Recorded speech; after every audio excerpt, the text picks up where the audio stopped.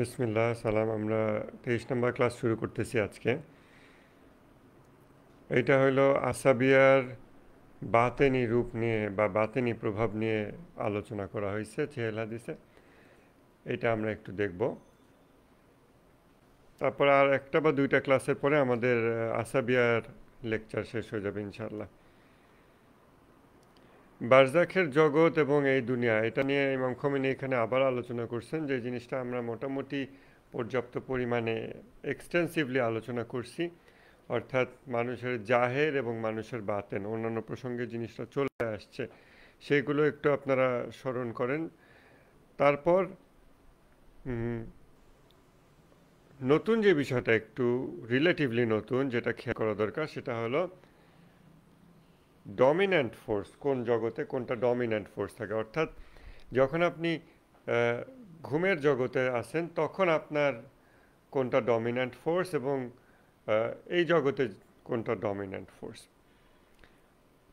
তো যখন আমরা নফসের জগতে বিচরণ করি, ওইটার স্বরূপটা কেমন? ওইটাকে কি আমরা পুরোপুরি জাস্ট এনার্জি বা শুধু অবস্তুগত পুরাটা এভাবে দেখব, ওটাই কি বাস্তবতা? নাকি ওইখানে আবার ওই জায়গার মতো দেহ আছে, মানে আমরা ওটাকে দেহ বলতেছি, বাট ওইটাকে এই 3 ডাইমেনশনাল কিনা বা কেমন আমরা হয়তো জানি না। একটা উপমা হিসেবে আপাতত বিষয়টা বোঝার চেষ্টা করেন যে এই জগতে, মানে আমরা যখন জাগ্রত অবস্থায় আছি তখন আমাদের ভিতরে দুটো বিষয় আছে, মানে দুটো বিষয় নিয়ে আমি বিরাজ করতেছি। একটা হচ্ছে আমার বস্তু দেহ, আর একটা হচ্ছে আমার অবস্তুগত নাফস বা ব্যক্তি সত্তা। আমরা সোল বলি, আত্মা বলি, বিভিন্ন শব্দ বলি। মোটামুটি বোঝার চেষ্টা করেন, খুব এক্স্যাক্ট এখন আমাদের সেটাতে যাওয়া প্রয়োজন হবে না। তো এই দুটো জিনিস আমার ভিতরে একই সাথে বিরাজ করতেছে। এই দুটো বিষয় এর মধ্যে এখন এই যে এই মুহূর্তে আমরা জাগ্রত আছি, জেগে আছি, এই মুহূর্তে কোনো একটা ডমিন্যান্ট ফোর্স, সাধারণত সব মানুষের ক্ষেত্রে না, আমাদের সাধারণ মানুষদের ক্ষেত্রে সাধারণত যেটা হয় সেটা হচ্ছে বস্তুদেহ ডমিন্যান্ট ফোর্স থাকে। এই জন্য এটা সব মানুষেরই, দু একটা বিশেষ ঘটনা ছাড়া, এই জন্য আমাদের ভিতরে নাফসের পরিবর্তন যেরকমই হোক, বস্তুদেহ এটাকে প্রকাশিত হইতে দেয় না। বস্তুদেহ একই রকম থাকে। যেমন হ্যাঁ, হইতে পারে কোনো মানুষের চেহারার কারো কারো চেহারা দেখলে মনে হয় যে একটা ইবলিশ, আবার কারো কারো চেহারা দেখলে মনে হয় যে মানুষটা ভালো। সেটা আমাদের কিছু ভিতরের অবস্থার কিছু বহিঃপ্রকাশ যেটা আমরা ডিটেক্ট করতে পারি, ওইটা ছাড়া। বাট ফর্মের চেঞ্জ হয় না। মানে মনে করেন যে চোখ নাই হয়ে গেছে কারো, কারণ সে হঠাৎ খারাপ হয়ে গেছে, ভিতরে নার্ভস তার খারাপ হয়ে গেছে, বা কাফের হয়ে গেছে। কাফের হয়ে গেলে যে তার শারীরিক আকৃতির পরিবর্তন ঘটে, বাহ্যিকভাবে আমরা এটা দেখতে পাই না। আবার কেউ যখন ঈমান অর্জন করে, হোক সে কাফের থেকে মুমিন হয়েছে অথবা মুসলিম থেকে মুমিন হয়েছে, যেভাবে সে ঈমান অর্জন করুক না কেন, তাতেও তার আকৃতির পরিবর্তন ঘটে না। অথচ তার বাতেনের কিন্তু অনেক পরিবর্তন ঘটে গেছে। এই জায়গা থেকে আমরা তাকালে বুঝতে পারি যে আমাদের এইখানে আমরা যে বিচরণ করতেছি এই পৃথিবীতে, এইখানে জাহের অর্থাৎ বাহ্যিক বস্তু দেহ সেটাই হলো ডমিন্যান্ট। সে আমার বাতেনকে প্রকাশিত হইতে দেয় না, বাতেনকে রূপ লাভ করতে দেয় না। এখানে সে নিজের রূপটা ধরে রাখে। এটা হলো এরকম। এবারের বিপরীতটা আমরা দেখব, অর্থাৎ বারজাক বা অন্তরালের জগৎ বা স্বপ্নের জগৎ বা আখেরাত বা এরকম এরকম। কারণ এই জগতে অনেক স্তর আছে, অনেক অনেক ডাইমেনশন আছে। তো আমরা মোটামুটি আমাদের জায়গা থেকে যে এটা হলো অন্তরালের জগৎ, ঘুমের সময় আমরা যেখানে যাই, মৃত্যুর পর মানুষ যেখানে যায়, ওইগুলো, ওই জগৎগুলো, ওই জগৎগুলোকে আমরা মোটামুটিভাবে যদি একটা ক্যাটেগরি ধরি, যেখানে আমার বিচরণ রেগুলার হয়, আপনার হয়, সবারই হয়, ঘুমের মধ্যে হয়। আবার দেহের কার্যক্রম অফ হয়ে গেলে তখনও ওখানে বিচরণ হয়, তখন স্থায়ীভাবে বিচরণ হয়, তখন আর দেহে প্রতিদিন সে আর ফিরে আসে না। এখন ওই জগতেও সে যে মুভমেন্ট করে, অ্যাক্টিভিটিস করে, ওই জগতে তার কোনো রকম দেহ আছে কিনা, নাকি সে পুরোপুরি একটা বায়বীয় বা এনার্জি বা আত্মা বা সোল আমরা যেরকম বলি, বা ছোটোবেলায় যে আমরা ভূতের গল্প পড়তাম যে ভূত হলো সে বাতাসের মতো, সে যে কোনো জায়গা দিয়ে চলে যায়, তার কোনো দেহ নাই কিন্তু তার অস্তিত্ব আছে, সে দেওয়াল ভেদ করে চলে যায়, এরকম সামথিং। তো ওই জগতেও যদি নার্ভস থাকে, অবশ্যই আছে, এবং ওই জগতেও যদি এক প্রকার দেহ থাকে, সেটা এরকম দেহ না, আর এক প্রকার দেহ, বস্তু দেহ, কিন্তু সেটা এই রকম বস্তু দেহ না। কারণ এই জগৎ হচ্ছে, এই জগতের ফিজিক্স, কেমিস্ট্রি, বায়োলজির যে আইনগুলো আছে ওই জগতে সেরকম না, বা ওই জগতে হয়তো ফিজিক্স কেমিস্ট্রি বাইরে অন্য কিছু আছে, বা এই জগতে 3 ডাইমেনশন আছে, ওই জগতে হয়তো অন্য কিছু আছে। ঠিক যে ডাইমেনশনই থাকতে হবে তা না, একেবারে ভিন্ন কিছু আছে হয়তো। কারণ আমরা অনেক সময় বলি 4th dimension, 5th dimension, still আমরা ওটাকে কনফাইন করতেছি, সীমিত করে আনতেছি ডাইমেনশনের ভিতরে। সো আমরা ডাইমেনশন দিয়ে চিন্তা করতেছি, but if it's something totally different, totally new, যেটা beyond our imagination, beyond our intellectual capability, সেটা তার আমরা বলতে পারবো না, ভাবতে পারবো না। ওই আমাদের অক্ষমতার ওই সীমারেখার সম্পর্কে সচেতন হয়েই আমরা যদি চিন্তা করি যে এইখানে আমার যেই নার্ভস, যার উপর আমার বস্তুদেহ ডমিনেট করে, যে জন্য নার্ভস অনেকটা ঘুমন্ত ঘুমন্ত অবস্থায় থাকে, যদিও দেখা যায় আমরা জেগে আছি, কথা বলতেছি, চলতেছি, বাট আমার মূল ব্যক্তিসত্তা এখানে আসলে ঘুমন্ত হয়ে যায়, নেশাগ্রস্ত হয়ে যায়, এই দেহের নেশায় সে সুকারা অবস্থা হয়ে যায়, তার মাতাল হয়ে যায়। এটা যখন আমরা দেখতে পাচ্ছি, এখন ওই জগতে যে দেহ, ওই জগতের যেই বস্তু দেহ, এবং ওই জগতের যে নার্ভস, ওর মধ্যে আবার কে ডমিন্যান্ট হয়? ওই জগতে খুব স্বাভাবিকভাবেই নার্ভস ডমিন্যান্ট হয়, অর্থাৎ মানুষের ব্যক্তি সত্তা, সে নিজে কেমন ওইটা ডমিন্যান্ট হয়, এবং সে যখন ডমিন্যান্ট হয়, প্রভাবশালী হয়, তখন ওইখানে তার যে বস্তু দেহ সেটা ওই রূপ লাভ করে, ইমিডিয়েটলি ওই রূপ লাভ করে। এখন একটা বিষয় আমরা বারবার বলে আসতেছি ক্লাসে, এবং প্রিভিয়াস মাসগুলোতে আমরা যে মোরাকাবা সেশন করাইছি, সেখানে যে স্বপ্নের জগৎ আপনার অবজার্ভ করতে হবে। আপনার ঘুম থেকে লাফ দিয়ে উঠে পড়বেন না, ঘুম ভেঙেই চোখ খুলে ফেলবেন না, আপনি একটা মাঝামাঝি অবস্থার চেষ্টা করেন, তাহলে আপনি প্রতিদিন স্বপ্নগুলো মনে রাখতে পারবেন। অনেকে বলে আমি স্বপ্ন দেখিই না, এটা ভুল। ওই জগতে তার অ্যাক্টিভিটি আছে, এমনকি ওখানে সে বন্দি থাকলেও, এবং সেইগুলোর মেমোরি নিয়েই সে এখানে ফিরে আসে দেহে যখন তার ঘুম ভাঙে।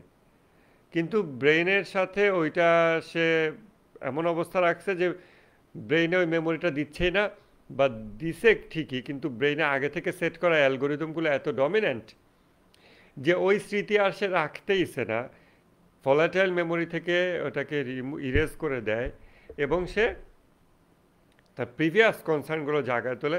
ফোন দেখতে হবে, মেসেজ চেক করতে হবে, কল করতে হবে, অফিস যেতে হবে বা সামথিং, ওই কনসার্নগুলো এমনভাবে জায়গায় তোলে যে ওই ক্ষণস্থায়ী মেমোরিতে যেটা থাকে ওইটা সে হারায় ফেলে। এরকম মানুষরা বলে আমি কোনো স্বপ্ন দেখি না, অনেকদিন কোনো স্বপ্ন দেখি না। আসলে এর মানে এই না যে ওই জগৎ তার অ্যাক্টিভিটি নাই, এর মানে এই যে সে এটা মনে করতে পারতেছে না, স্মরণ করতে পারতেছে না। তা আপনি স্মরণ করার চেষ্টা করবেন, স্মরণ করে আপনি দেখবেন যে আসলে কি অবস্থা ওখানে, ওখানে আমার দেহটা কেমন। কারণ ওখানে আপনার নাফসের প্রকৃত রূপ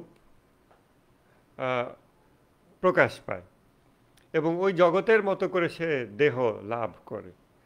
তখন ফর্মের চেঞ্জ হইতে পারে, রূপের চেঞ্জ হইতে পারে, আকৃতির চেঞ্জ হইতে পারে, হাত পা কম বেশি হইতে পারে, চোখ মুখ কম বেশি হইতে পারে, কথা বলার ক্ষমতা কম বেশি হইতে পারে। আবার এখানে যেরকম মানুষ দেখা যাচ্ছে এই রূপেও থাকতে পারে, ওটা হলো বেস্ট কেস, যে ওই রূপটাই তারা আছে। আদারওয়াইজ স্বপ্নে কি কখনো এরকম দেখছেন যে আমি অনেক শক্তিশালী হয়ে গেছি, বা আমার গায়ে অনেক শক্তি, আমি অনেক কিছু উঠাই ফেলছি, অথবা আমি খুব দুর্বল হিসেবে নিজেকে দেখতেছি। আপনার কি হ্যারি পটার দেখছেন? হ্যারি পটারে কিন্তু এই কনসেপ্টগুলো কম বেশি আনছে। হ্যারি পটারে দেখায় যে কোনো একটা পর্বে, অনেক আগের তো এগুলো মনে নাই, অনেকগুলো বই আছে তো প্রত্যেকটা নিয়ে মুভি হয়েছে।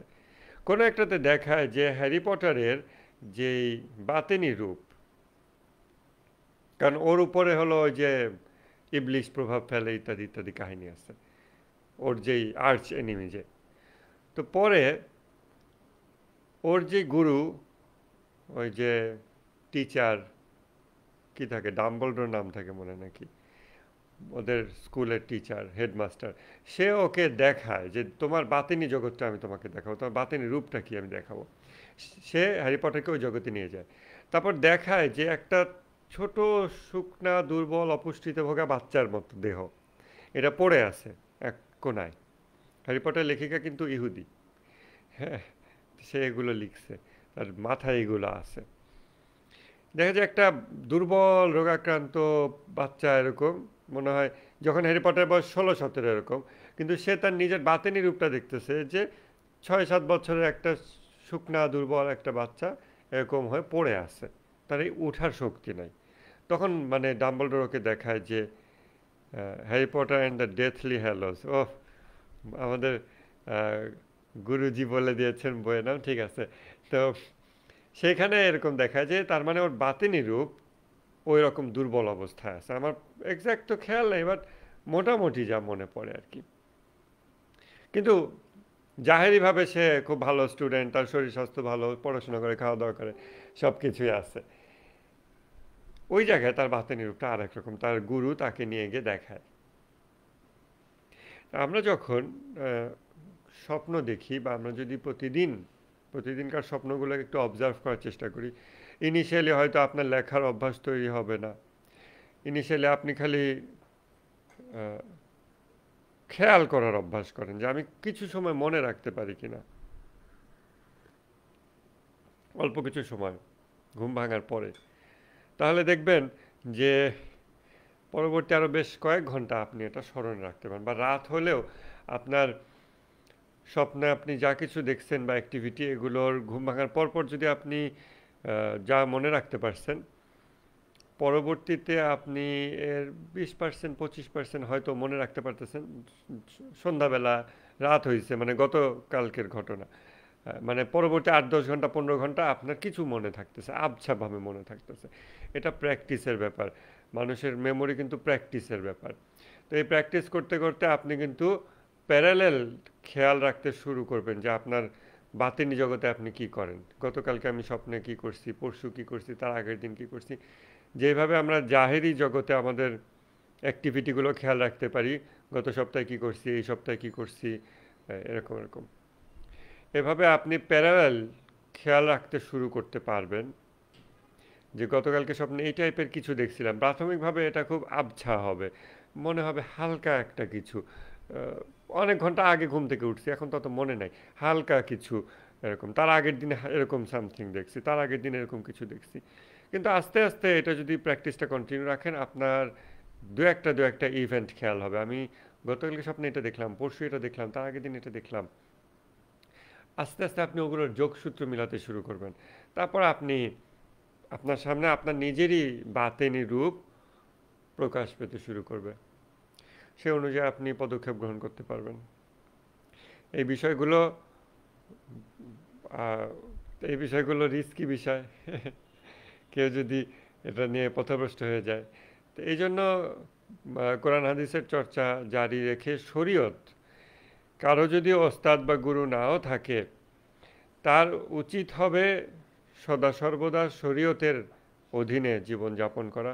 তা না হলে এগুলো করতে গিয়ে সে মনে করলো কি আমি মনে হয় আধ্যাত্মিক হয়ে গেছি, আমি মনে হয় বাতিনি জগৎ দেখতে পেয়ে আমি কিছু একটা হয়ে গেছি, তারপর ইবলিশ তাকে আরও ওয়াসওয়াসা দিল এবং সে পথভ্রষ্ট হয়ে গেল। এই জন্য তাকে শরীয়তের সীমারেখায় থাকতে হবে সব সময়, আর শরীয়ত জানতে হবে অনেক। এইভাবে যখন আপনি বাতেন দেখতে শুরু করবেন, স্বপ্নের বিষয়টা দেখতে শুরু করবেন, আস্তে আস্তে খেয়াল করবেন যে স্বপ্নের জগতে আপনার আহ, শারীরিক আকৃতি বিভিন্ন রকম, এবং অন্যান্য মানুষদেরও শারীরিক আকৃতি আপনি বিভিন্ন রকম দেখতেছেন। কাউকে দুর্বল দেখতেছেন, কাউকে শক্তিশালী দেখতেছেন, কাউকে খাটো দেখতেছেন, কাউকে লম্বা দেখতেছেন। হয়তো তার জাহেরে সে এরকম না, মানে এই জগতে সে এরকম না, কিন্তু আপনি ওইখানে তাকে ওরকম দেখতেছেন। এটা আস্তে আস্তে সম্ভব। অন্যকে দেখে খুব বেশি লাভ নাই, বাট আমাদের যেহেতু প্যাটার্ন হলো আমরা অন্যের কথা খেয়াল রাখি বেশি, অন্যকে অবজার্ভ করি বেশি, অন্যের দোষ ত্রুটি দেখি বেশি, এটাতে আমরা অভ্যস্ত। যে কারণে স্বপ্ন জগতেও এটার প্রভাব পড়বে বেশিরভাগেরই। এবং আপনি অন্যদেরকে কোন রূপে দেখছেন এটা আপনার বেশি মনে থাকবে, রাদার দেন নিজেকে কোন রূপে দেখছেন ওইটা মনে থাকার চেয়ে।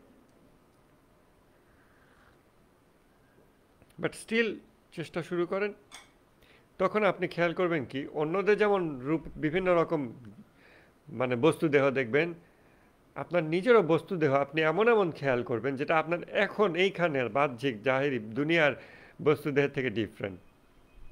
আপনার চেহারা, আপনার সব কিছু, উচ্চতা, আপনার গায়ের শক্তি, সব কিছু। এবং অ্যাক্টিভিটিও তো ডিফারেন্ট ডিফারেন্ট হয়। অ্যাক্টিভিটিগুলো খেয়াল রাখা তুলনামূলক সহজ, যেখানে আমরা এখানে যাচ্ছি, ওটা করতেছি, কোনো বাহনে করে যাতায়াত করতেছি, কোনো মানুষের পাশে বসে কথা বলতেছি, বিভিন্ন অ্যাক্টিভিটি পৃথিবীতে আমরা যে বিভিন্ন অ্যাক্টিভিটি করি সেখানে আমরা বিভিন্ন অ্যাক্টিভিটি, এগুলো আপনার প্রাথমিকভাবে অ্যাক্টিভিটি স্মরণ থাকবে। কিন্তু আরও একটু খেয়াল করলে ওইখানে আপনি নিজের বস্তু দেহটা খেয়াল করতে পারবেন এবং সেটা লিখে রাখতে পারেন। না লিখলেও আস্তে আস্তে স্মরণে রাখবেন এবং খেয়াল করবেন যে আপনার বস্তুদেহ কোন দিকে যাচ্ছে, কিভাবে বিবর্তিত হচ্ছে, কেন হচ্ছে। তখন বুঝতে পারবেন যে বস্তুদেহ মূলত নাফসের পরিবর্তনকে রিফ্লেক্ট করে ওই জগতে। যেই জন্য আপনি দেখতেছেন যে আপনার শরীর আরেক রকম,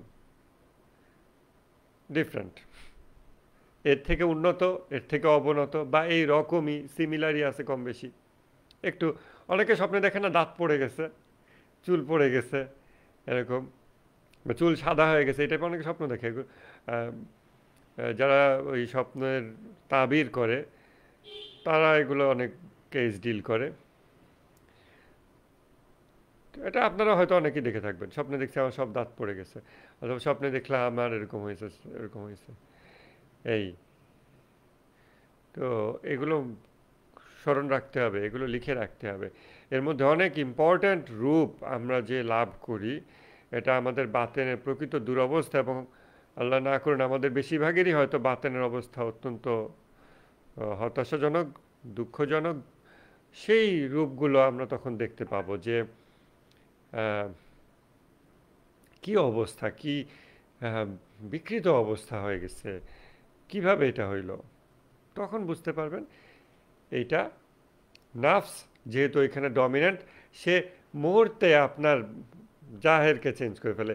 এই জগতে আমাদের চেহারা চেঞ্জ করতে হলে ওই কি সার্জারি করে করে শরীরের বিভিন্ন মোটা কমায়, চিকন করে গাল বা নাক, এগুলো পরিবর্তন করে বিভিন্ন রকম সার্জারির মাধ্যমে, কসমেটিক সার্জারি বলে। তো একটা মিনিট, এখানে কি শব্দ হয় কেন? আচ্ছা, মিউট করে দিলাম। তো এই যে বিভিন্ন surgery, but it takes time এখানকার নিয়ম অনুযায়ী। কিন্তু ওই জগতে আপনি দেখবেন কি যে বেশ দ্রুত পরিবর্তন হয়েছে, যদি নাফসের পরিবর্তন দ্রুত হয়। মূলত নাফসের পরিবর্তন ওখানে রিফ্লেক্টেড হইতে কোনো সময় লাগে না, ওটা সাথে সাথে শো করে, কারণ ওখানে নাফস হলো ডমিনেন্ট আর এইখানে হলো বস্তুদেহ ডমিনেন্ট। এই দুইটা বিষয় একটু মাথায় রাখার চেষ্টা করবেন, এটা বুঝতে হবে। তাহলে বারজাকে নার্ভস ডমিনেট করে বস্তুদেহকে, আর এখানে বস্তুদেহ ডমিনেট করে নার্ভসকে।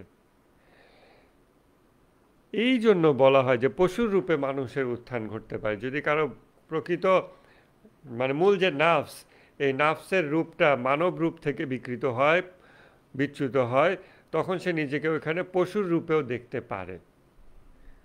আমাদের রূপগুলো তো বাস্তব সেখানে, কিন্তু আমরা ইভেন জানতেইছি না, আমি ইভেন আয়নায় তাকাচ্ছি না, ওই যে ঘুম থেকে উঠে তো আমি স্বপ্ন মনে রাখি না, বা আমরা মোরাকাবাও করি না, যার ফলে আমাদের প্রতিদিন আমরা ঘুমাই, ঘুম থেকে উঠি, কিন্তু এটা মানে মাতাল মানুষের জীবনের মতো।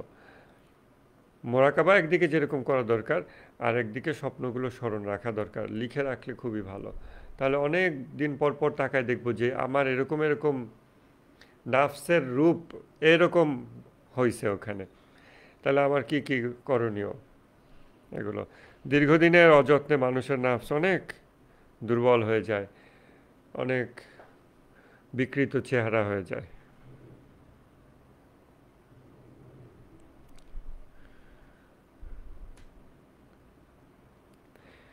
একটা হাদিস আছে যে জাহান্নাম, আউযুবিল্লাহি মিনাশ শাইতানির রাজিম, বিসমিল্লাহ। একটা হাদিস আছে যে জাহান্নামের অধিবাসীরা রাসূল সাল্লাল্লাহু আলাইহি ওয়াসাল্লামকে স্মরণ করতে পারবে না। এটা খুব দুর্ভাগ্যজনক একটা অবস্থা যে স্মরণ করতে পারতেছে না যে আমি কার, সরি আমাকে একটু সময় দিন তো। হুম। তো সে স্মরণ করতে পারতেছে না যে আমি ইভেন তার নাম ধরে যে আল্লাহর কাছে হেল্প চাইবো যে আল্লাহ আমাকে মাফ করে দাও, বা রাসূলকে সে ডাকবে সাফায়াতের জন্য, সে স্মরণ করতে পারতেছে না, তার ব্রেইন ওইটা আর কেপেবল না।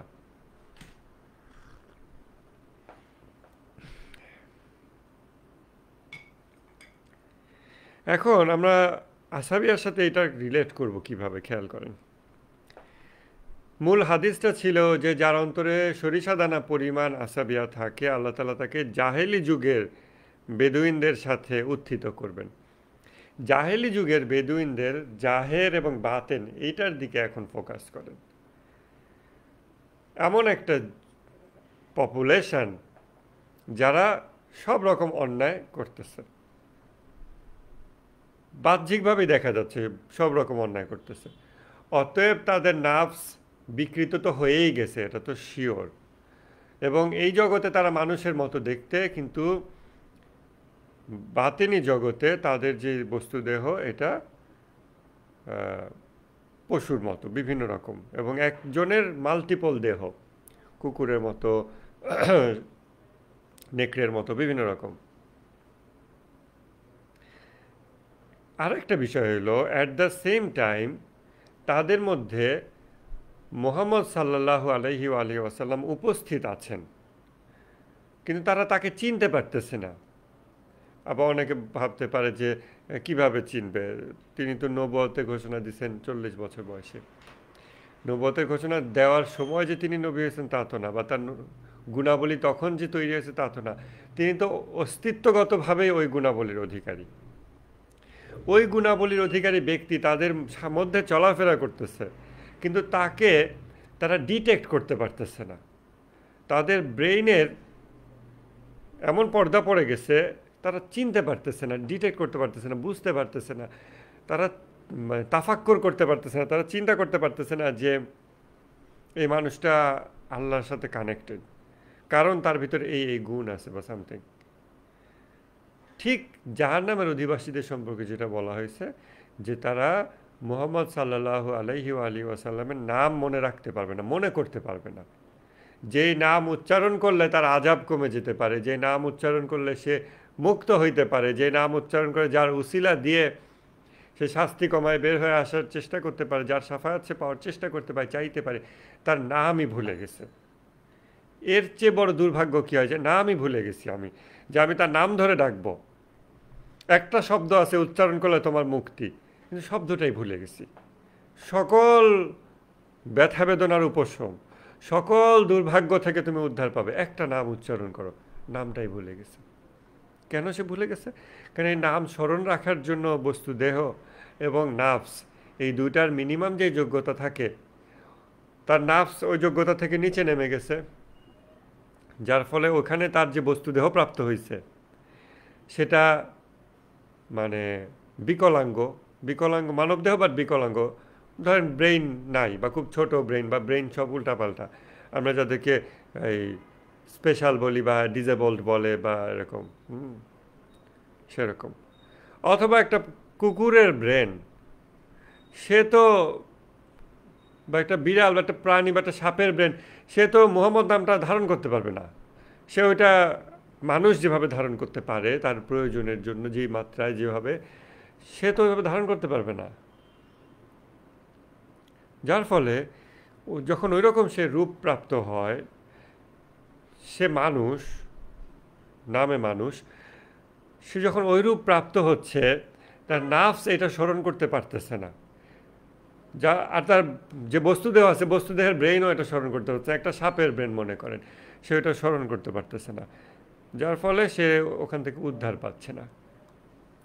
এবং জাহেলি আরবরা এরকম অবস্থায় ছিল, আনটিল রাহমাতুল্লিল আলামিন তাদেরকে উদ্ধার করলেন।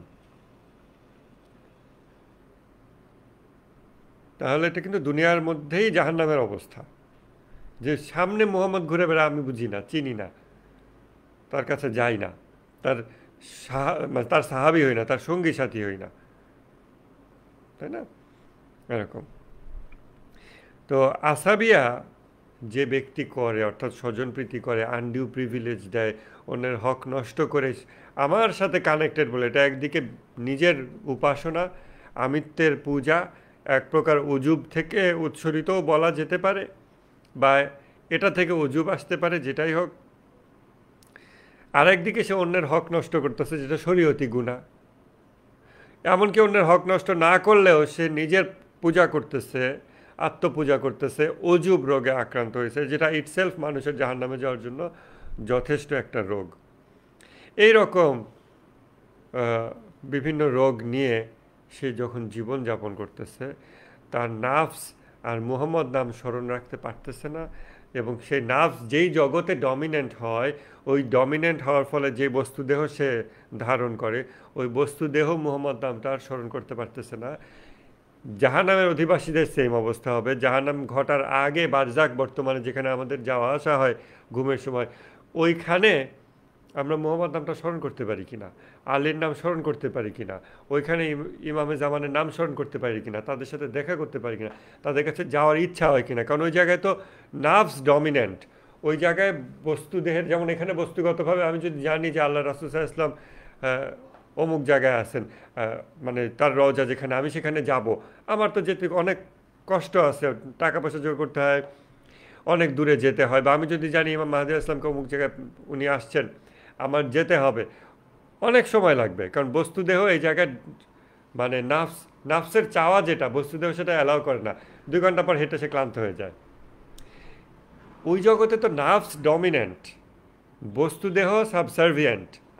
তাইলে ওই জায়গায় আমি কেন রাসূল সাল্লাল্লাহু আলাইহি ওয়াসাল্লামের সাথে দেখা করতেছি না, বা ইমামের সাথে দেখা করতেছি না, ইমামে জামানের সাথে দেখা করতেছি না, বা আরও উলিয়াদের সাথে, শহীদদের সাথে আমি কেন দেখা করতেছি না? ওই জগতে আমার নাফস, আসলে আমার নাফস যেটা এই জগৎ ওই জগৎ যাইব, নাফস তো 2 জগতে বিচরণ করে। আমার নাফস আসলে কি চাইতেছে? ওই জায়গায় সে এমন বাহন পাইছে বস্তুদেহ, যেটাকে সে ডমিনেট করে। সে যেটাকে যদি বলে 1000 কিলো হাঁটো, সে হাঁটবে, কারণ সে ডমিনেটেড। সে বলবে না আমি ক্লান্ত হয়ে গেছি, আমি পারতেছি না। সে ডমিনেটেড। যেভাবে আমরা গাধার উপর উঠি, ঘোড়ার উপর উঠি, এবং সে কিলোমিটার পর কিলোমিটার চলতে থাকে, ওই জায়গায় সে ডমিনেটেড দেহ, তার দেহগুলো ডমিনেটেড। ওই দেহকে নিয়ে সে কই যাইতেছে, কি করতেছে? হাবিজাবি কাজকর্ম। আপনি নিজের স্বপ্ন অবজার্ভ করে দেখেন, হাবিজাবি কাজকর্ম, খুচরা কাজকর্ম, পরস্পর অসংলগ্ন কাজকর্ম স্বপ্নের জগতে। মনে হচ্ছে কি, এই জন্য আমরা স্বপ্নকে উল্টাপাল্টা বলি। উল্টাপাল্টা কাজ করতেছে সে ওই জগতে। তার পক্ষে এটা পসিবল, ইজি, বাট সে ওটা করতেছে না। তাহলে এটা দ্বারা আমরা বুঝতে পারবো যে আমাদের নাফস, এই আলিউন ওয়ালিউল্লাহ কথাটা আমার নাফসের ভিতর কতটুকু, নাফসের মধ্যে এই আলোটা আমি নিতে পারছি। মুহাম্মদ রাসূলুল্লাহ কথাটা আমার নাফসের ভিতরে সত্যিকার অর্থে কতটুকু এই আলোটা আমি নিতে পারছি। লা ইলাহা ইল্লাল্লাহ আমার ভিতরে আসলে কতটুকু আছে। নাকি ওই জগতেও আমি হাবি যাবি খুচরা কাজকর্ম, ঘোরাফেরা, খাওয়া দাওয়া, উল্টাপাল্টা জিনিস, এইসব দেখতেছি। এটা দ্বারা আমরা নিজেদের অবস্থা বুঝতে পারি। তাহলে জাহান্নামের অধিবাসীদের যে অবস্থা হবে, বারজাখে আমরা সেই অবস্থার কাছাকাছি আছি, আর এই জায়গায়ও সেটারই অবস্থার কাছাকাছি আছি। এই জায়গায় তো বস্তুদেহ ডমিনেন্স, আমরা এক্সকিউজ দিতে পারি যে আমি জিয়ারতের নিয়ত করছি, কিন্তু টাকা পয়সা একটু গুজ করে নেই, একটু শরীরটা অসুস্থ, ঠিক আছে, বা সামথিং। কিন্তু বারজাক, সেখানে এই অজুহাতের কোনো জায়গাই নাই। এবং তারপর জান্নাত জাহান্নামের অধিবাসীরা তো মনেই রাখতে পারবে না নাম। এবং এগুলো আমাদের যাত্রাপথের বিভিন্ন স্তর, মানে একটার পর একটা সামনের দিকে অগ্রসরমান স্তর যেগুলো, এই স্তরগুলোতে এই স্তরগুলোতে আমাদের কর্মের স্তর হলো এখানে। আর আমাদের এইখানের কর্মের স্তর আমাদেরকে নির্ধারণ করবে যে বারজাখের জগতে আমি কতটুকু কর্ম করতে পারতেছি। সেটা শুরু হয় এই জায়গায়। এই জন্য দুনিয়া প্রসঙ্গে ইমাম খোমেনির যে দৃষ্টিভঙ্গি, সেখানে ইমাম খোমেনি দুনিয়াকে মর্যাদা দিছেন যে এই দুনিয়াই হলো কর্মের জায়গা, এখানে হলো ফসল আহরণের জায়গা। এইখানে আল্লাহ প্রিয় বান্দারা, যেটা মাওলা আলী ইসলামেরই কথা, যে আল্লাহ প্রিয় বান্দারা তারা এখান থেকে তারা এখানের বিষয়কে ব্যবহার করে আল্লাহকে পায়, ভালো ভালো বিষয় সে এখান থেকে হাসিল করে। এই হচ্ছে আসাবিয়া, যে রোগ স্বজন প্রীতি। এই রোগটা মানুষকে এমন অবস্থায় নিয়ে যায় যখন সে ওই জাহেলি আরবদের মতো তার ব্রেইন, তার নার্ভস ওই রকম আচ্ছন্ন হয়ে যায়, তখন সে এই জগতেও রিয়েলিটি বুঝতে পারে না, বারজাখের জগতেও সে নবী রাসূল ইমামদের সাথে দেখা করে না। দেখা করে যে সে ওইখান থেকে অনুপ্রেরণা নেবে, শুদ্ধি গ্রহণ করবে, এটা সে করে না। এবং তারপর আল্লাহ মাফ করুন যে মৃত্যুর পরে কি অবস্থা হবে।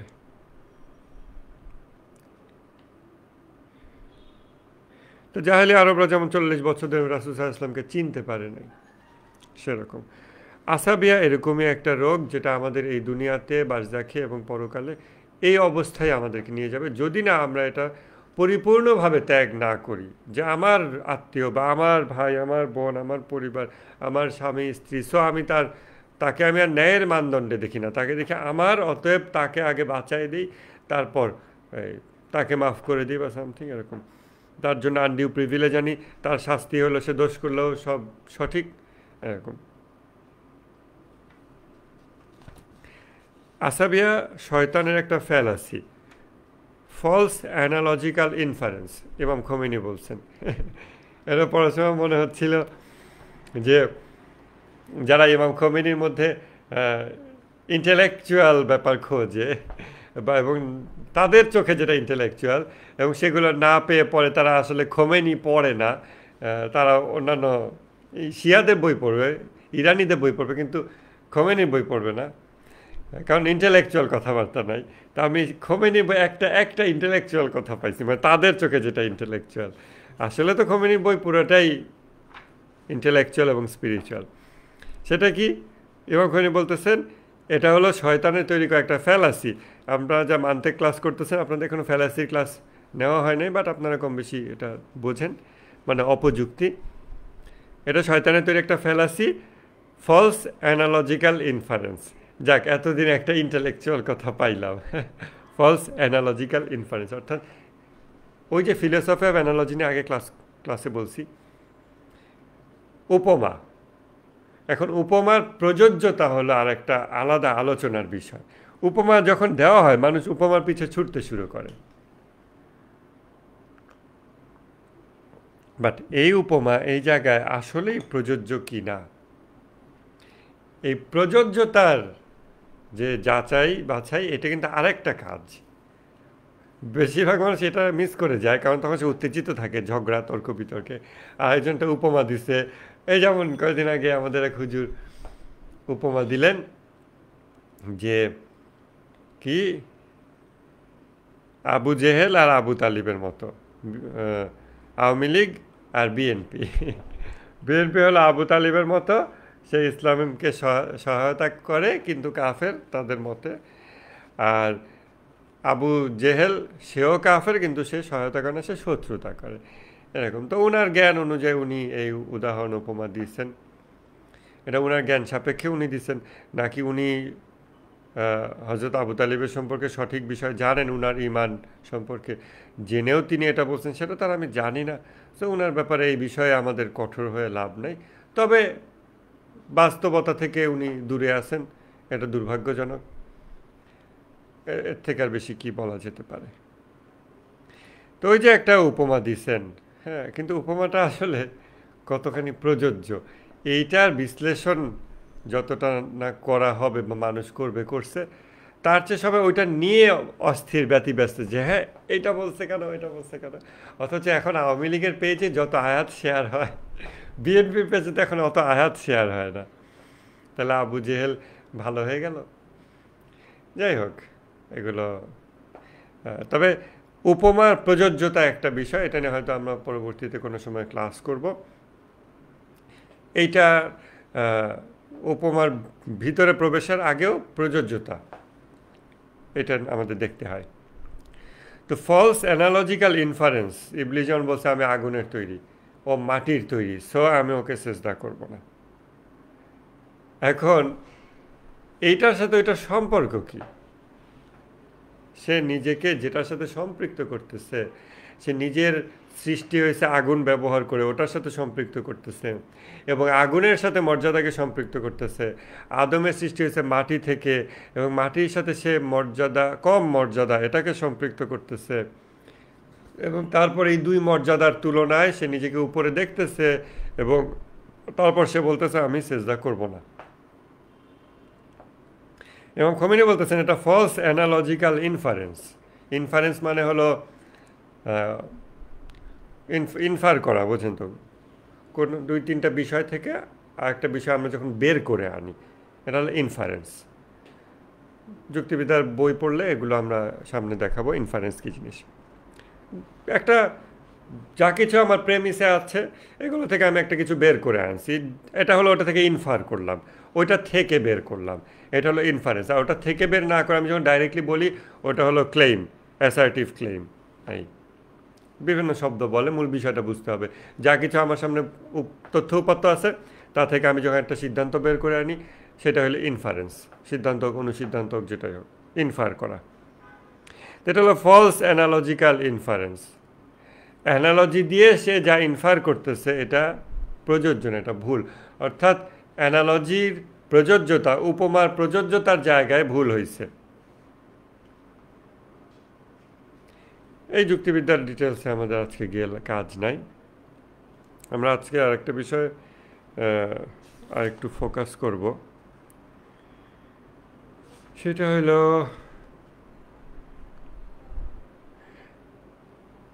আসাবিয়ার চর্চা দীর্ঘদিনে মানুষকে হাসিনার মতো অবস্থায় নিয়ে যায়। আমরা হাসিনাকে যতভাবে গালমন্দ করি, খারাপ বলি, কিন্তু আপনারা যদি একটা কেস স্টাডি হিসেবে দেখেন, একটা মানুষ তার এরকম অবস্থা কিভাবে হলো, কত দিনে হলো, সে এত ক্ষমতা আছে সব কিছু, কিন্তু সে তার নিজের এই যে এই অবস্থা হতে যাচ্ছে এটা সে বুঝতে পারে নাই। She was caught off guard. কীভাবে সম্ভব হইল, এবং সে কীভাবে এত মানুষ হত্যা করতে পারে, তারপরে সে হাসে, সে খাওয়া দাওয়া করে, কিভাবে এটা হইলো? আমরা জাস্ট এক শব্দে বলে দিই ইবলিশ, হ্যাঁ ঠিক আছে, বাট আমরা যদি প্রসেসগুলো দেখতে পাই ধাপে ধাপে, তাহলে হয়তো আমরা নিজেদেরকে ওরকম অনেক জায়গায় আটকায় দিতে পারবো, যে আমার মনে হয় ওই সিমিলার ব্যাপার ঘটতে যাচ্ছে হাসিনার মতো। হাসিনার 1000 ধাপের পর হাসিনা আজকের এই ইবলিশ হয়েছে, আমি তার মধ্যে 2টা 3টা 5টা 10টা ধাপ আমার ওই ধাপগুলোর সাথে কানেক্টেড আরও অনেকগুলো ধাপ মিলে কিন্তু হাসিনা হয়ে ওঠে মানুষ, এজিদ হয়ে ওঠে মানুষ। আমি দেখতেছি আমি যেই মন্দ অবস্থাপ্রাপ্ত হচ্ছি, এর থেকেই আরেক ধাপ গেলে 10 ধাপ গেলে হাসিনা হয়ে যায় মানুষ।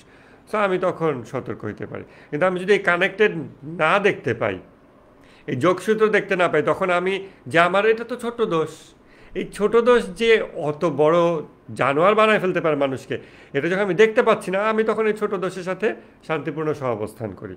অনেক মানুষ জেনে শুনে যে অনেক গুনাহ কন্টিনিউ করতে থাকি আমরা, কিন্তু যদি আমরা এর কনসিকোয়েন্সগুলো দেখতে পাই যে এটা কত দিকে আমাকে নিয়ে যেতে পারে, এবং জ্ঞান দ্বারা এটা দ্বারা আমরা কনভিন্সড হই যে হ্যাঁ এটাই বাস্তব, এটা হইতে পারে, তখন আমরা এই ছোটো দোষটাকে অনেক বেশি ভয় পাবো, যে এটা তো একটা বিশাল ধ্বংসযজ্ঞের সূচনা।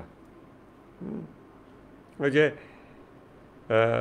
ইউটিউবে অনেক ভিডিও দেখেন না, ইটের উপর ইট দিয়ে দিয়ে সাজায়, ব্যালেন্স করে, নিচে একটা ইট দেয়, তার উপর 2টা দেয়, তার উপর আবার 3টা দেয়, তার উপর 4টা দেয়, এরকম করে করে সবগুলো নিচে একটা রাখছে। ওই নিচের একটা ধরে টান দেওয়ার সব পড়ে যায়। এখন সে বলবো আমি তো জাস্ট একটা ইট টান দিছি, আমি তো আর কিছু করি নাই। হ্যাঁ, বাচ্চারা অনেক সময় এরকম করে, ধরেন টেবিলের উপর অনেক কিছু রাখা আছে, টেবিল ম্যাটটা ধরে সে টান দেয়, আমি খালি ম্যাট ধরে টান দিছি, এদিকে থালা বাসন পড়ে ভেঙে কাঁচ ভাঙছে, তার মধ্যে তরকারি ঢুকছে, কাঁচ ছিটে আরেক জায়গায় গেছে, গরম তরকারি গায়ে পড়ছে, কত কিছু যে হয়েছে সেগুলো আমি দেখলে একটা কাপড় ধরে টান দিছিলাম, আমি তার কিছু করি নাই। এখন ওইটার যে কনসিকোয়েন্স কত কিছু সে ওইটা বুঝতে পারে না। আর বড়রা বুঝতে পারে বলে ওইটা করে না। এমনকি চলাফেরার সময় সতর্ক থাকে যে গায়ের ধাক্কা লেগে যেন এটা পড়ে না যায়। ওই রকম আমাদের ইমামদের কাউকে তারা এক অনুসারী জিজ্ঞাসা করলো যে আমরা তো গুনাহ করি, আপনারা গুনাহ করেন না, কিন্তু আপনাদের কি গুনাহ করার ইচ্ছাও জাগে না? ইমাম বললেন, তোমাদের কি কখনো মলমূত্র খেতে ইচ্ছা জাগে? সে বললো যে না।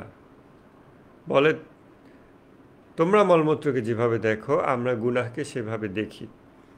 অর্থাৎ গুনাহের এই পুরো চেইন, এই টোটাল বাস্তবতাটা ওনাদের সামনে পুরোটা থাকে, কিন্তু আমাদের পুরোটা থাকে না। আমরা গুনাহের একটা দুইটা ধাপ পর পর্যন্ত দেখি, এরপর আমরা পর্দা ফেলে দিই যে ঠিক আছে, নো ওয়ান্স ওয়াচিং মি, আমাকে কেউ দেখতেছে না, কেউ আমাকে ধরবে না, আমি টাকা মেরে দিলাম, আমি জুলুম করলাম, কেউ কিছু করবে না, কেউ ধরবে না, আবার ধরলে একটুকু হবে, আমাকে ছাড়াই আনবে বা সামথিং, এরকম আমরা চিন্তা করি। বাট ওইটুকুই দুনিয়া পর্যন্ত, বা দুনিয়ার পর, তারপর তারপর ওই পর্যন্ত আমরা দেখি না। ওই সময় আমাদের পর্দা পড়ে যায় চোখে, যার ফলে আমরা এটা কন্টিনিউ করি। আর ইবলিশ বিভিন্ন মন্দ বিষয়কে সুশোভিত করে দেয় আমাদের সামনে, খুব ভালো র্যাপিং করে সুন্দর করে নিয়ে আসে, এবং সে আলংকারিক কথাবার্তা দিয়ে আমাদেরকে বিভ্রান্ত করে। এইভাবে মানুষ বাস্তবতা থেকে বিচ্ছিন্ন হতে শুরু করে আস্তে আস্তে, সত্যিকার বাস্তবতা।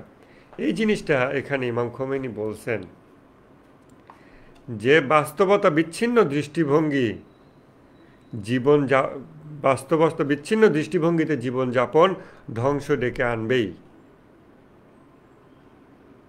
যখন সে আসাবিয়া করতেছে, স্বজনপ্রীতি করতেছে, এরকম নিজের লোকজনদেরকে সুযোগ সুবিধা দিচ্ছে এগুলো, তখন সে বাস্তবতা থেকে বিচ্ছিন্ন হয়ে যাচ্ছে। কারণ আরও অনেক মানুষ আছে যারা আসাবিয়া করতেছে না, যারা আসাবিয়া প্রসূত কর্ম করতেছে না। আমি আসাবিয়া করে অযোগ্য লোককে বসাচ্ছি, প্রকৃত অপরাধীকে আমি শাস্তি দিচ্ছি না কারণ সে আমার নিজের লোক, বা আমি তিরস্কার করতেছি না, বা নিজের সন্তান তাই আমি তাকে তিরস্কার করতেছি না, তাকে শাস্তি দিচ্ছি না। এরকম করতে করতে আমার চারিদিকের সোসাইটিতে আমি যে মোড অফ ইন্টারাকশান নিশ্চিত করতেছি, এটা কিন্তু দিন ইসলাম থাকতেছে না। কারণ দিন ইসলাম এরকম মোড অফ ইন্টারাকশান এক্সচেঞ্জকে অ্যালাউ করে না। একটা লিগ্যাল ফ্রেমওয়ার্ক যেটাতে আমরা কে কীভাবে পারস্পরিক চলাফেরা লেনদেন করবো এটা বলা থাকে, ইসলাম এটা অ্যালাউ করে না, বা ইসলাম ওইটা না, ওটা অন্য একটা দিন, আমি সেইভাবে চলতেছি। আর আরও অনেক মানুষ যারা দিন ইসলাম অনুযায়ী চলতেছে, যারা অথবা আমার থেকে ভিন্নভাবে চলতেছে, তারা জাস্ট নেপোটিজম এটা করতেছে না, তারা আমার সমাজের অংশ। এটা হতে হতে হবে কি, অনেক মানুষ কল্পনার জগতে যে বাস করে না, তাদের যে অবস্থা হয়, আমার অবস্থা হয়ে যাবে সেই রকম। এই জন্য চামচা চাটুকার পরিবেষ্টিত লোক যারা, তাদের অবস্থা, তারা বাস্তবতা থেকে বিচ্ছিন্ন হয়েই যায়, একটা না একটা সময় বিচ্ছিন্ন হয়েই যায়। বুঝতে পারে না, কারণ এটা অল্প অল্প হয়ে শুরু হয়, এবং এরকম যে কারো আশপাশে তোষামতকারী ব্যক্তি থাকতে পারে। আমরা যে দোয়া মাকারিমুল আখলাক পড়ি, দোয়া মাকারিমুল আখলাকে এইরকম একটা বিষয় আছে, দেখেন এরকম একটা দোয়া আছে, আপনাদের হয়তো খেয়াল আসতেছে।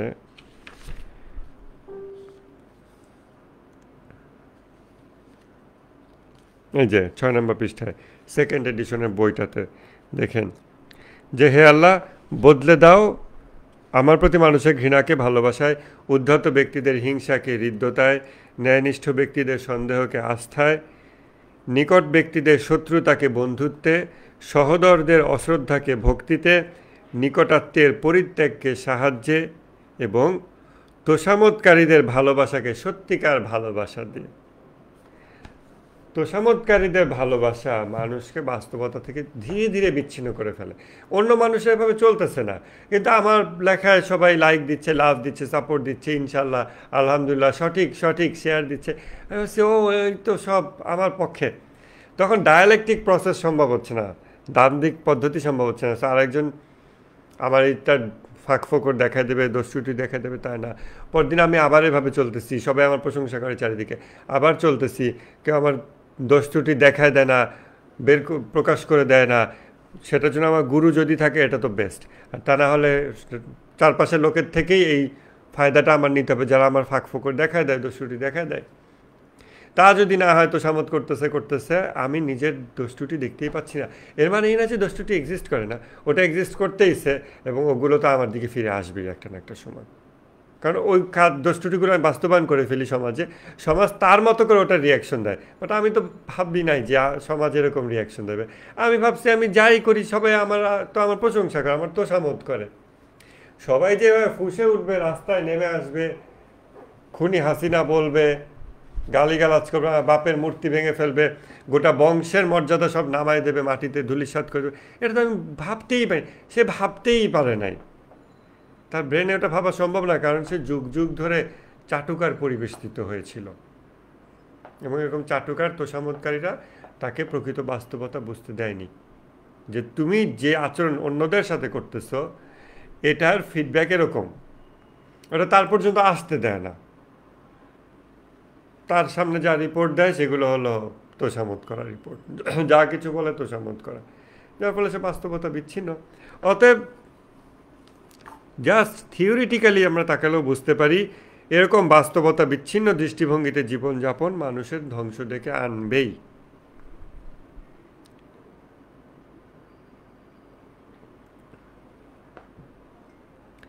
নিজের অথবা নিজের লোকের যত দোষ, এগুলো তার চোখে গুণ হয়ে যায়। এবং অনেক বাপ মা আছে বাচ্চাকে এত প্যাম্পারিং করে, যা বলে বাচ্চা ও সব খুশি, সব সে মার্কেটিং করে, আমার বাবু এই করে সেই করে।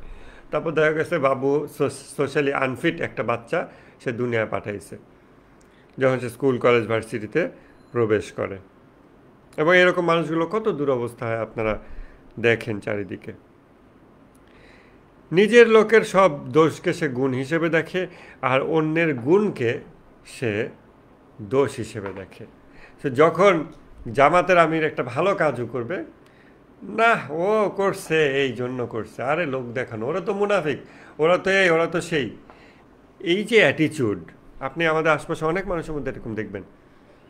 এই অ্যাটিচিউড এসে বাস্তবতা থেকে বিচ্ছিন্ন হচ্ছে, কারণ সে মানুষকে দান্দিক সত্তা হিসেবেই দেখে না, যে জামাতের আমির হোক আর আমি হই দান্দিক সত্তা, তো সে অ্যাকচুয়ালি একটা ভালো কাজ করতে পারে, যেভাবে আমি অ্যাকচুয়ালি একটা ভালো কাজ করতে পারি, সম্ভাবনা আছে।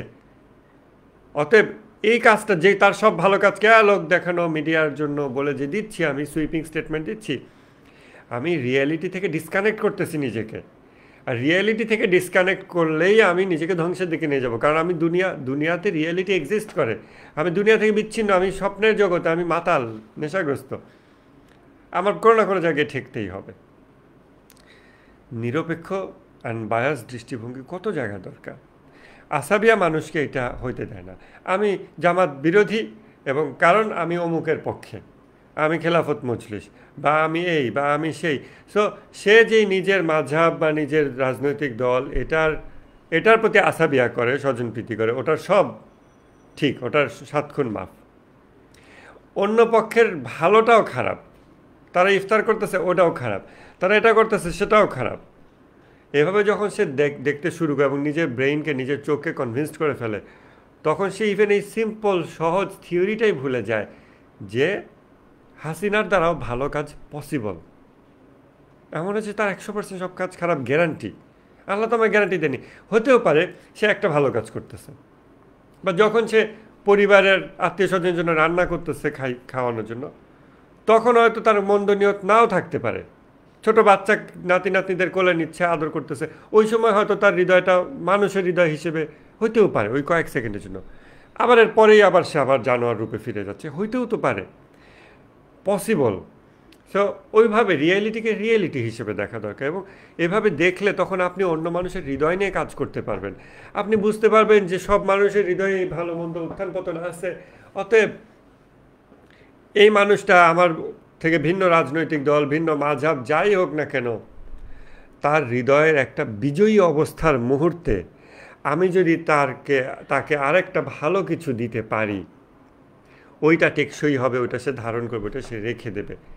এইভাবে যদি আমরা মানুষের দিকে তাকাই, তাহলে আমরা সোসাইটিতে আরও টেকসই বন্ড ক্রিয়েট করতে পারবো। আদারওয়াইজ আমরা শুধু ওই যে এখন যে শব্দগুলো ফেসবুকে চলে, আদারিং করা বলে, ওই আদারিং করে দিচ্ছি যে ওরা সব বাতিল, ওরা অন্য, আমরা ওরা আলাদা, ওরা আলাদা, আমি এই। এটা তো ইসলাম না। ইসলামে তাকওয়া হচ্ছে মানদণ্ড, মর্যাদার মানদণ্ড। মুত্তাকিরা এক জাতি। আর এখন আবার বলে না যে জামাত করলে ওদের তাকওয়া নেই, ওদের তো আকিদাই ঠিক নেই। এগুলো হচ্ছে বুদ্ধিহীন মানুষ যারা জ্ঞান চর্চা করে না, তাদের মুখের কথা। আকিদাই ঠিক নাই। আকিদা মানে কি বলো, আকিদার থিওরি বলো। 2 ঘন্টা লেকচার দাও আকিদা নিয়ে, বুঝাও মানুষকে। জানেই না সে কিছুই সে জানে না, কিন্তু সে বলে বেড়াচ্ছে আকিদার ঠিক নাই, জামাতের আকিদার ঠিক নাই, শিয়াদের আকিদার ঠিক নেই, অমুকের আকিদার ঠিক নেই। সে আসলে ধর্ম নিয়ে মোটেও কনসার্ন না, সে টোটালি আত্মপূজারী। সে আসাবিয়া করতেছে, সে স্বজনপ্রীতি করতেছে, সে একটা দলের ছাতার নিচে ভিড়ছে, ওই ব্যানারের নিচে ভিড়ছে, ওদেরকে সে 7 খুন মাফ, ওদের সব সঠিক, বাকি সবার আকিদা বাতিল। আহলে হাদিস বাতিল, আহলে কোরআন বাতিল, শিয়া বাতিল, সুন্নি বাতিল, অমুক বাতিল, তমুক বাতিল, সব আকিদা বাতিল, আকিদা বাতিল। কম্পারেটিভ ডিসকাশন করতে বলো দেখি, পারে না, কিন্তু বলে যাচ্ছে। বুদ্ধিহীন মানুষদের জন্য এই ধরনের শব্দ যারা শিখাই দিছে, তাদের বড় দায় আছে। ধর্মীয় বিতর্কের বিষয়াদি যোগ্য ব্যক্তিদের সীমারেখার বাউন্ডারির বাইরে যখন নিয়ে যাওয়া হয়েছে, দুর্ভাগ্যজনকভাবে আমাদের আলেমুল আমারা এতে অবদান রাখছেন, বাংলাদেশে প্রচণ্ড অবদান রাখছেন। সাধারণ মানুষ অযোগ্য মানে ইন দ্য সেন্স ধর্মীয় ডায়ালেকটিক প্রসেস, দান্দিক পদ্ধতির মধ্য দিয়ে ধর্মের সঠিকতা বের করে আনা, এটার যে যোগ্যতা থাকতে হয়, ওই যোগ্যতাবিহীন মানুষ, ওই দৃষ্টিতে যারা অযোগ্য, ওই সব অযোগ্য মানুষদের হাতে বিতর্কের টুলস তুলে দিছে। এই হাদিস, ওই আয়াত, এই নিয়ে করো বিতর্ক করতেছে। সে জানে না যে আমরা যে ল্যাঙ্গুয়েজ সেন্টেন্সগুলো দিয়ে বিতর্ক করতেছি, this things are subject to interpretation, এবং ইন্টারপ্রিটেশন আমার পার্সোনাল বায়াস থেকে মুক্ত না, আপনার ইন্টারপ্রিটেশন আপনার পার্সোনাল বায়াস থেকে মুক্ত না। আপনি আমি দুরবস্থায় আছি, কারণ ইমামে জামান আমাদের মাঝে উপস্থিত নাই জাহেরিভাবে, যার ফলে আমরা with all our sincerity and with all our passion আমরা বাধ্য হচ্ছি এরকম ইন্টারপ্রিট করতে। তখন আমরা কেউ আর গোয়ার তুমিই করবো না, দৃঢ়তা দেখাবো না এই জায়গায় যে এটাই সঠিক, তুমি বাতিল। তখন ঠান্ডাভাবে বলবো যে আমার বুদ্ধি দিয়ে তো মনে হচ্ছে যে এরকম, আপনার বুদ্ধিতে কি বলে ভাই দেখেন তো। শুধু এইটুকু ভরসা যে আমি দান্দিক সত্তা, আপনি দান্দিক সত্তা, অতএব এই দান্দিক সত্তার ভিতর যদি 2টা নতুন তথ্য প্রবেশ করে, এটা নতুন কোনো রেজাল্ট আনতে পারে, আর ওই দান্দিক সত্তার মধ্যে যদি আরেকটা তথ্য প্রবেশ করে, এটা সেটা নতুন রেজাল্ট আনতে পারে। এইভাবে মানুষ হিসেবে, মুসলমান হিসেবে, দিনী ভাই হিসেবে পাশাপাশি বসে, হৃদয়ে কোনো ঘৃণা বিদ্বেষ না রেখে, নিতান্তই সহজ সাধারণ মানুষ হিসেবে পাশাপাশি বসে, যে আমার বুদ্ধিতে এরকমটা মনে হচ্ছে, হোয়াট ডু ইউ থিঙ্ক, এইটা হওয়া উচিত ডায়ালেকটিক প্রসেস।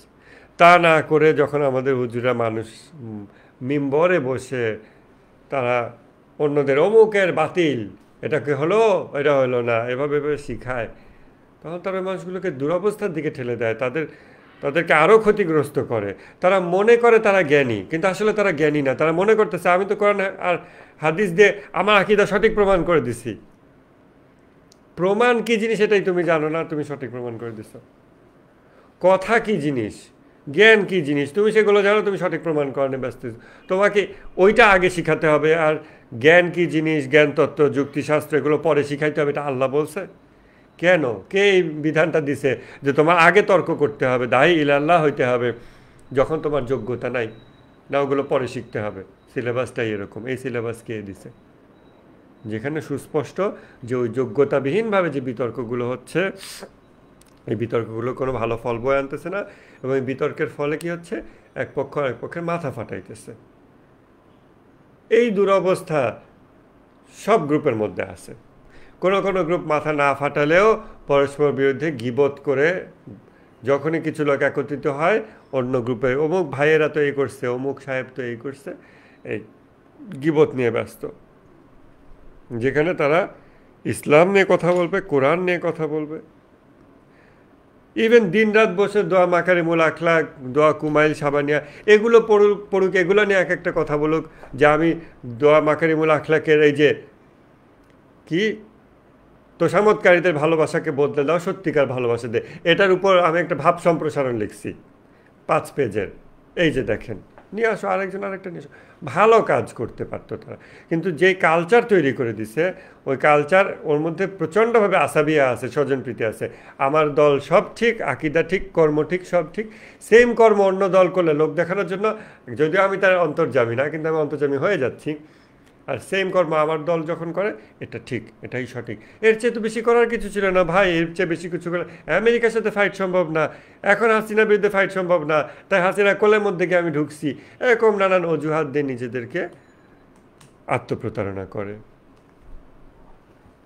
এটার উদাহরণ হলো কালার ব্লাইন্ড ব্যক্তি, যে ব্যক্তি লাল রঙকে সবুজ হিসেবে দেখে এবং সবুজকে সে লাল হিসেবে দেখে, সেই রকম ব্যক্তি যখন গাড়ির চালক হয়, এরকম গাড়ির ড্রাইভার যখন রাস্তা চালায় এবং সে যখন একটা ট্রাফিক সিগন্যাল, লাইট সিগন্যালে উপনীত হয়, তখন সে দেখতেছে লাল, সে মনে করতেছে সবুজ, সে গাড়ি চালায় দিচ্ছে এবং অ্যাক্সিডেন্ট হয়ে সে মারা যাচ্ছে। এইভাবে আসাবিয়া মানুষকে বাস্তবতা থেকে ডিসকানেক্ট করতে থাকে, কত দিক থেকে, কতভাবে আমরা ইভেন চিন্তাও করতে পারি না। পুরাটা শুরু হয় একটা ছোট্ট জায়গা থেকে, আসাবিয়া, স্বজনপ্রীতি। আমার মাঝহাবের লোকদের আমি 7 খুন মাফ করব, অন্য মাঝহাবকে টুটি টিপে ধরব। আমার রাজনৈতিক দল সব ঠিক, ইরান সব ঠিক, অন্যরা সব বেঠিক, সৌদি আরব তুরস্ক সব ঠিক, অন্যরা সব বেঠিক, ওদের গলা টিপে ধরবো। এই রকম আসাবিয়া থেকে মানুষ বাস্তবতা বিচ্ছিন্ন হয়ে যায়। তখন যখন রেড লাইট, তখন সে গাড়ি চালায় দিয়ে সে অ্যাক্সিডেন্ট করে, অথবা যখন গ্রিন লাইট সে থেমে থাকে, অন্যরা সিরাতুল মুস্তাকিমে এগিয়ে যায়, কারণ সে তো রেড লাইট দেখতেছে, সে মনে করছে থেমে যেতে হবে, অন্যরা এগিয়ে গেছে, অন্যরা অনেক দূর এগিয়ে গেছে। এটা হইতে পারে তখন সে ব্যক্তি একা হয়ে যায়, বাস্তবতা বিচ্ছিন্ন হয়ে যায় এবং হাজার রকম বিপদের সে মুখোমুখি হতে পারে। এই জন্য আমাদের মানুষ যে দান্দিক সত্তা, এটা সবসময় মাথায় রাখতে হবে। কোনো ধরনের আসাবিয়া হৃদয়ে স্থান দেওয়া যাবে না, যে আমার মাঝহাব, আমার লোক, আমার ভাই, আমার এলাকার, আমার স্কুলের, আমার কলেজের, ভার্সিটির, সেম প্রফেশনের, বা আমার বাবা, আমার মা, আমার বাবা ভুল বলতে পারে না, আমার মা ভুল করতে পারে না। এসব আসাবিয়ার কোনোই মূল্য নাই। ন্যায় অন্যায়ের মানদণ্ডই হলো একমাত্র মানদণ্ড, তাকওয়ার মানদণ্ড হলো একমাত্র মানদণ্ড। আমাদের চোখকে পরিষ্কার রাখতে হবে। এছাড়া আমাদের এ ধরনের ছানি যদি চোখে পড়ে যায়, আমরা কালার ব্লাইন্ড ড্রাইভারের মতো নানান জায়গায় আমাদের অ্যাক্সিডেন্ট হবে, এবং অবশ্যই জেনে রাখবেন এটা আমাদেরকে একা করে দেবে দুনিয়াতে। যে মানুষদের সাথে জন্য আমি আসাবিয়া করতেছি, তারাও ওই মানসিকতার অধিকারী। জেনে রাখবেন যে তারাও আত্মপূজারী, তারা অ্যাকচুয়ালি আপনাকে ভালোবাসে না। যদিও বলে যে ভাই আপনি তো আমার এই সেই, তখন আপনি ওকে আরে আমার তো এত খাতির করে, তাইলে আমি ওর জন্য একটা কিছু, আসলে সেই তো খাতির আপনাকে করে না, সে আত্মপূজারী, সে সুবিধা নেওয়ার জন্য আপনার সাথে এরকম আচরণ করে। আর আপনি ওইটাকে ভুল ইন্টারপ্রিট করে আপনি মনে করতেছেন আপনার অনেক ফ্যান ফলোয়ার আছে, আপনার অনেক অনুগত কর্মী আছে, আপনি তো সেটার উপর ভর করে আপনি তাদের জন্য কিছু করতেছেন, আপনার হাজার হাজার ভক্তবৃন্দ আছে। আসলে না, তারা আত্মপূজারী, আপনিও আত্মপূজারী। যখন কোনো না কোনো ডিসাইসিভ মোমেন্ট আসবে, দেখবেন আপনাদের সব সব সব সম্পর্ক ছিন্ন হয়ে যাবে এবং আপনি একা হয়ে যাবেন। যেইভাবে শাহবাগ ইস্যু এবং জুলাই বিপ্লব 2013 সালে এবং 2024 সালে, এই দুটো ইভেন্ট বাংলাদেশে পরিবারগুলোকে 2-3 টুকরা করে দিচ্ছে। শাহবাগ ইস্যু সবচেয়ে বড় ইস্যু ছিল গোটা বাংলাদেশে, যখন একই ফ্যামিলির একজন হয়ে গেছে শাহবাগী আর একজন অ্যান্টি শাহবাগী, একজন দিনের মানে ডাকে সাড়া দিছে আর একজন দিন বিরোধী ডাকে সাড়া দিছে। কত পরিবার যে এরকম টুকরা হয়ে গেছে ওই সময় আমরা দেখছি, প্রচুর পরিবারে আমরা এই ঘটনা দেখছি। কত ফ্রেন্ড সার্কেল নাই হয়ে গেছে, আমাদেরও হয়েছে, প্রচুর হয়েছে। ওইটা ছিল সাদা এবং কালোর মিশ্রণ থেকে সাদা কালোকে আলাদা করার সময়। আলাদা আলাদা হয়ে গেছিলো, সবাই প্রচুর মানুষ একা হয়ে গেছিল ওই একটা ইভেন্ট। তার আগে খুব বিউটিফুল সোসাইটি ছিল, ফ্রেন্ডস ছিল, ফ্যামিলি ছিল, আর্ট অ্যান্ড কালচার ছিল, কনসার্ট ছিল, গান ছিল। হঠাৎ কেউ অমুকের কনসার্ট শুনবো না, ও শাহবাগে সাপোর্ট দিছে, বা অমুকের কনসার্ট শুনবো কারণ সে শাহবাগে সাপোর্ট দিছে। বাবার সাথে পিতার সাথে পুত্রের দূরত্ব তৈরি হয়ে গেছে শাহবাগ ইস্যুতে, একজন পক্ষে একজন বিপক্ষে। এইভাবে আমাদের এই বিভাজনগুলো সব আমরা চোখের সামনে দেখতেছিলাম। মানে মানুষ ভূমিকম্পে বিল্ডিং ভেঙে পড়তে যেভাবে দেখে, কলাপস করতে দেখে, সিনেম্যাটিক কলাপস, আমরা ওই রকম সিনেম্যাটিক কলাপস দেখতেছিলাম 13-14 সালে চোখের সামনে। একের পর এক ফ্রেন্ডস, ফ্যামিলি, ক্লোজ রিলেশনশিপস সব ভেঙে যাচ্ছে, টুকরা টুকরা হয়ে যাচ্ছে, এবং মানুষের ব্যক্তিত্ব গড়ে উঠতেছে, অথবা ব্যক্তিত্ব ধূলিসাৎ হয়ে যাচ্ছে। কেউ শাহবাগী হয়ে জানোয়ার থেকে জানোয়ার হয়ে যাচ্ছে, আসফালা সাফিলিন হয়ে যাচ্ছে, কেউ উন্নততর মানুষ হয়ে উঠতেছে চোখের সামনে অল্প কয়েক সপ্তাহ, কয়েক মাসের ভিতরে। এই রকম যখন বাস্তবতা আঘাত করে, যতদিন তা আঘাত করেনি ততদিন মনে হতো আমার অনেক ফ্রেন্ডস আছে, এই আছে, সে আছে, লটস অফ আসাবিয়া ফ্রেন্ডস, ফ্যামিলি, এই সেই আসাবিয়া, স্বজনপ্রীতি, ঘনিষ্ঠতা সম্পর্ক, এই খাতিরে সে আমাকে হেল্প করবে, আমি তাকে হেল্প করব। বাস্তবতা যখন আঘাত হানলো, সকল খাতির বিচ্ছিন্ন হয়ে গেল। ওই যে রাসূল ইসলাম হাদিস, যে পুনরুত্থান দিবসে, কিয়ামত দিবসে সকল সম্পর্ক, ঘনিষ্ঠতা এবং বংশধারা বিচ্ছিন্ন হয়ে যাবে, শুধু আমার সম্পর্ক, ঘনিষ্ঠতা এবং বংশধারা ছাড়া। ওই রকম সিচুয়েশন তখন তৈরি হয়েছিল। জুলাই বিপ্লবে এরকম সিচুয়েশন তৈরি হয়েছিল। আসাবিয়া মানুষকে এরকম একা করে দেয়। মানুষকে সে যা কিছু সম্পর্ক সমাজে তৈরি করছে, যা কিছুকে সে নিজের সম্পদ, অ্যাসেট বলে মনে করে এবং ভরসা করে ওগুলোর উপর, যে ওগুলোর উপর ভরসা করে আমি বিপদ কাটাবো, আমার তো শক্তি আছে, আমার ভাই আছে, আমার বন্ধু আছে, আমার এই আছে, সেই আছে, ওইগুলো আসলেই কি তার ভাই বন্ধু? নাকি ওইগুলো সেও আত্মপূজারী, আমিও আত্মপূজারী? আমরা আসাবিয়ার কারণে আপাতত আছি, স্বার্থে টান লাগলেই সে চলে যাবে। প্রকৃত ভাই বন্ধু সম্পর্ক, শক্তি আসে তাওহিদি মানুষদের থেকে। মানে তৌহিদি জনতা বলতে ফেসবুকে যাবো যে ওইটা না, বাট সত্যিকার অর্থে যে তাওহিদের অনুসারী। আমরা ইনশাল্লাহ চেষ্টা করব নিফাক অধ্যায়টা হয় বাদ দিব, অথবা ওটা রেখেও আমরা তাওহিদের উপরে, মানুষের ফিতরাতের উপরে 11তম হাদিস, এইটার আলোচনা এই বছরে নিয়ে আসার চেষ্টা করব। আমরা মোটামুটি মানুষের মন্দ গুণাবলী নিয়েই বিগত বছরগুলোতে আলোচনা করছি, এবছরও করতেছি। এটা মোটামুটি শেষ হয়ে যাবে নিফাক 9 নম্বর হাদিসের পর। 10 নম্বর হাদিস আমরা শেষ করে আসছি। এরপর 11তম হাদিস থেকে আমাদের আশাব্যঞ্জক সব কিছু শুরু হবে ইনশাল্লাহ। তা আমি ভাবলাম, আজকেই ভাবলাম যে ওইটার শুরু হচ্ছে 11তম হাদিস থেকে। মানুষ যে খোদামুখী, মানুষের যেই স্বভাব, এইটা তো ওইটা এবার শুরু করে দেব কিনা, তাহলে আমাদের আশাটা অনেক বেশি নিয়ে আমরা পরের বছর এই যে ফিতরাত, মানুষের খোদামুখী বৈশিষ্ট্য, এই যে 40টা বিষয়ের তালিকা যে দিয়েছি, তালিকাগুলো দেখেন নফসের জিহাদ বই শেষে। এরপর আমরা সব ভালো ভালো গুণাবলী আলোচনা শুরু করব। সো আমি একটু চিন্তা ভাবনার চেষ্টা করি, ইনশাল্লাহ আমরা এবছর খুব আশাব্যঞ্জক কিছু নিয়ে হাদিসটা শেষ করতে পারবো। আসাবিয়ার উপরে আর 1টা বা 2টা ক্লাস হবে। বৃহস্পতিবারে আমাদের মোজাম্মেল হোসেন তোহা, উনি ফিলিস্তিনের 7 অক্টোবর আল আকসা ফ্লাডের উপর বই পাবলিশ করেছেন, গবেষক তিনি, দীর্ঘদিন ধরে এসব বিষয়ে। উনি আমাদের একটা সেশন নেবেন, প্রশ্নোত্তর সেশন থাকবে। তো আপনারা সবাইকে নিয়ে আসতে পারেন, ফিলিস্তিন, হামাসের আন্দোলন সব কিছু নিয়ে উনি আমাদেরকে জানাবেন। এই তো ঠিক আছে, আজকে আমরা আলোচনা এখানে শেষ করতে পারি। আপনাদের কোনো প্রশ্ন থাকলে আপনারা বলতে পারেন, নোট করে থাকলে জানাতে পারেন, আমরা এখন সেটা শুরু করতে পারি।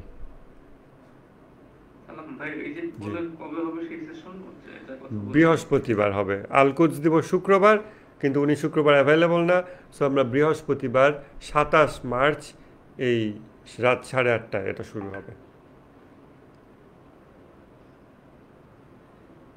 তো ইনশাল্লাহ ওটার জন্য আমরা বিশেষভাবে জানাই দেবো। আপনারা অনেককে নিয়ে আসতে পারেন, মানে চেলাদে যারা করবে সবসময় তারা না, অন্য মানুষকে আনতে পারেন যারা ফিলিস্তিন নিয়ে আগ্রহী, যে ফিলিস্তিনের হামাস এর যেই রেজিস্ট্যান্সের হিস্ট্রি, তারা কেমন, বর্তমান কী অবস্থা, এটা নিয়ে একজন বই লিখছে, একজন গবেষক, তিনি আমাদেরকে অনেক কিছু জানাবেন, আমরা প্রশ্নোত্তরও করতে পারবো।